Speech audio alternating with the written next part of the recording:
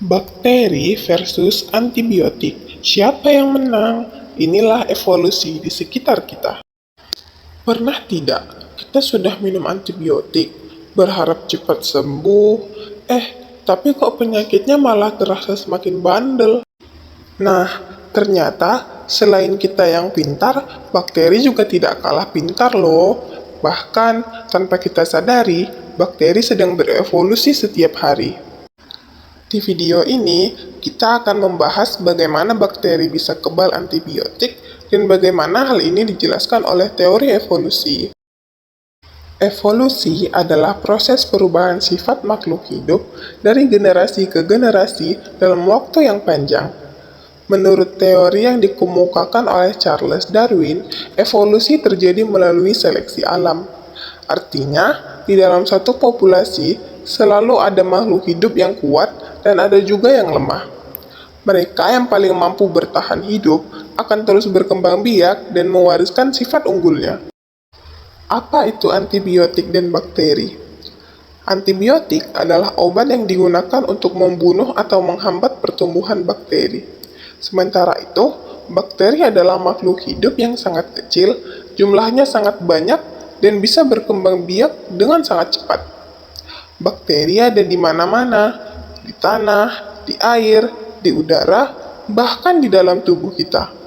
Menariknya, tidak semua bakteri itu sama. Ada yang lemah, ada juga yang punya daya tahan lebih kuat. Pada awalnya, dalam satu kelompok bakteri terdapat dua tipe. Bakteri yang mudah mati saat terkena antibiotik dan bakteri yang secara alami punya ketahanan. Ketika antibiotik masuk, bakteri yang lemah akan gugur satu persatu. Namun, bakteri yang kebal justru tetap hidup, bahkan berkembang biak dengan cepat. Akibatnya, generasi berikutnya didominasi oleh bakteri yang kebal terhadap antibiotik. Inilah yang disebut sebagai resistensi antibiotik. Dan ini adalah contoh nyata dari seleksi alam dalam kehidupan sehari-hari. Masalah menjadi semakin serius ketika antibiotik digunakan secara tidak tepat.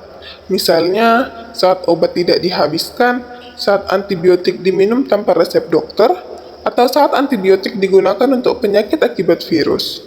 Tanpa disadari, kebiasaan ini justru memberi pelatihan khusus bagi bakteri agar menjadi semakin kebal. Jika bakteri semakin kebal, maka penyakit akan semakin sulit disembuhkan.